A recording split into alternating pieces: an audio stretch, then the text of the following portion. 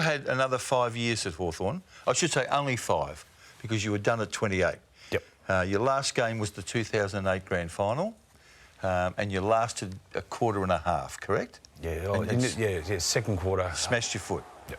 There's a boundary throw in, and Joel Selwood ends up with the ball, and you decide on your way off that you just give him something to remember. Oh, I feel like yeah. You're tingling? I couldn't watch it for so long.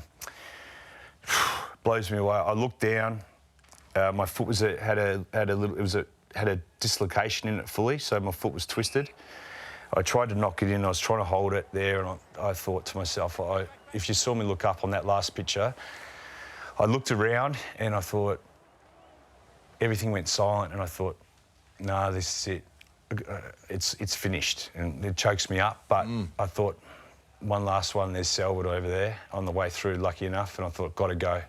And every step that I took, it was like breaking wooden sticks in your hand. I just felt the whole lot go through, and I just had to go out with something. I was looking for, I don't know, it was just instinct, or I was looking for anything to grab, punch, hold, bang, and it was just lucky there was a nice clean hit, and it was really nice to have that as my last moment. Did you know you were done?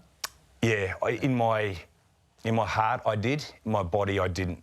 My body wanted to keep going, and I went down into the rooms and had those green sticks, and I was lying in there getting treated, and my foot just went back. My toes were pretty much under my foot at the end. Well, you stayed long enough. You were on the crutches, and you made your way up the dais to get your medal. I mean, you were your normal self then, in terms of, apart from the fact you had a smashed leg, but you were bright and bubbly and got your medal and gave the little kid the cap, didn't you? Yeah, I did. I was stoked because I was lying down in the rooms in the bed watching it, because I was getting attended to, and I could see that we were coming back. I've gone, no, what's going on here?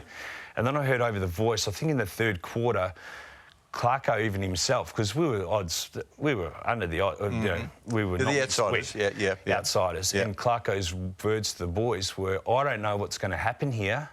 We don't even know what's going to happen, but let's just have a massive crack here. There was no instructions. We just kept playing, and then Dewey went nuts, Rioli went nuts, Michael Williams went nuts, Mark Williams went nuts, and mate, it was crazy. It was a really great time.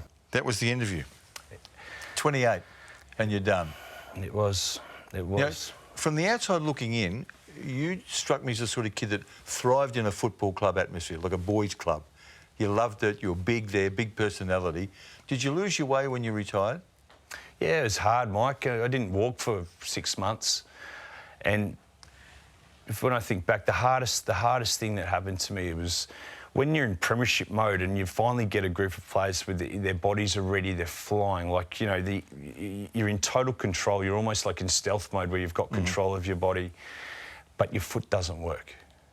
So you imagine, a big, strong person who's just done a 10-year block of training, but your foot doesn't work. The pain that I went through, I had to go back in hospital probably 3 times, where I'd try and get going, but the stitches had split again, or the pins had moved. I had to try again, and while you're battling with the recovery of that you will play again because your body says you can, but your foot's saying no, and the setbacks, it was a really, really low point for me. But